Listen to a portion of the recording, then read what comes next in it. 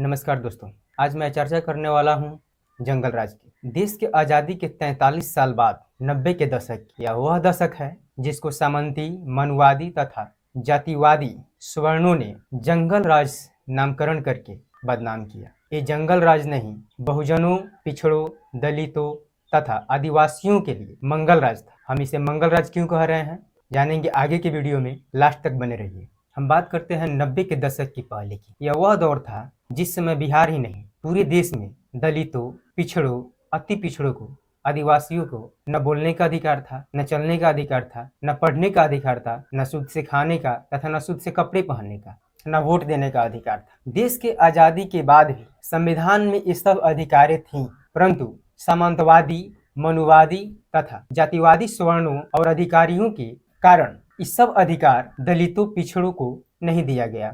इन सब अधिकारों से वंचित रखा गया। सामंती जातिवादी लोग दलितों और पिछड़ों को गुलामी की जंजीरों से बांधे रख। 90 के दशक के पहले पिछड़ा, दलित तथा अति पिछड़ा किसी भी स्वर्ण के घर के सामने से तथा मंदिरों के सामने से चप्पल पहनकर नहीं गुजर सकते थे। कोई भी दलित इन स्वर्णों के बराबरी बैठ नहीं सकता था, न उनके खिलाफ बोल सकता था। बोलना तो दूर, नजर से नजर मिलाकर बात भी नहीं कर सकता था। पढ़ाई लिखाई तो दूर की बात है। 90 के दशक के पहले सामंतवादी, मनुवादी विचारधारा के सवर्णों द्वारा दलितों, आदिवासियों, पिछड़ों तथा अति पिछड़ों को वोट तक नहीं डालने दिया जाता था। उनके बहू बेटियों के साथ दुर्व्यवहार किया जाता था। उस समय स्वर्ण मनुवादी विचारधारा के अधिकारियों, नेताओं द्वारा दलितों और पिछड़ों पर अत्याचार चरम सीमा पर था। तभी 1990 में जनता दल की सरकार बनती है और मुख्यमंत्री लालू प्रसाद यादव बनते। लालू प्रसाद यादव नाम ही नहीं, दलितों, पिछड़ों,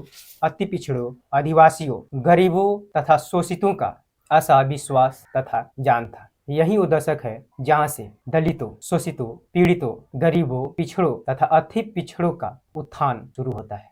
यही वो दशक है जिसमें दलित, पीड़ित अपना सम्मान, मान तथा स्वाभिमान के लिए सामंतियों से लड़ना सीखते हैं। अपने बहु बेटियों की आबरू बचाने के लिए सामंती, मनुवादी विचारधारा के सवर्णों से तथा भ्रष्ट अधिकारियों से अपना हक और अधिकार के लिए लड़ना सीखते हैं। हम आपसे पूछना चाहते हैं कि अपनों पे हो रहे अत्याचारों के खिलाफ आवाज उठाना क्या अपराध है?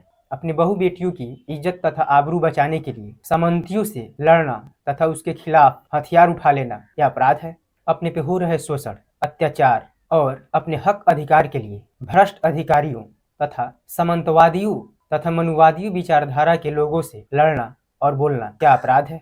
ये अपराध नहीं, ये आपका अधिकार है। लालू यादव जी को ऐसे ही गरीबों तथा दलितों का मसीहा नहीं कहा जाता है। उन्हीं के राज में दलितों, पिछड़ों को सामंतियों के खिलाफ लड़ने की ताकत मिलती है। दलितों को स्वर्णों की बराबरी का, उनके साथ चलने, बैठने तथा पढ़ने का अधिकार मिलता। हजारों सालों से दलितों, आदिवासियों की गुलामी, उन पे हो रहे अत्याचार तथा शोषण उस दशक में आजादी में तब्दील हो रही थी। तो ये सब स्वर्णों को कैसी रास आएगी, जिसने दलितों को सब दिन सताया, उनको गुलाम बनाए रखने की साजिश रची। अब उनकी गुलामी कौन करेगा, यही डर सता रहा था। यही कारण है कि 90 के दशक के स्वर्ण उस दौर को जंगल राज नाम से बदनाम किया। हम तो कह रहे हैं कि वो जंगल राज नहीं, मंगल राज था। दलितों के लिए, बहुजनों के लिए, अल्पसंख्यकों के लिए, शोषितों के लिए, गरीबों के लिए, जिस समय वे अपने हक अधिकार के लिए सवर्णों से तथा भ्रष्ट अधिकारियों से लड़ना सीखे।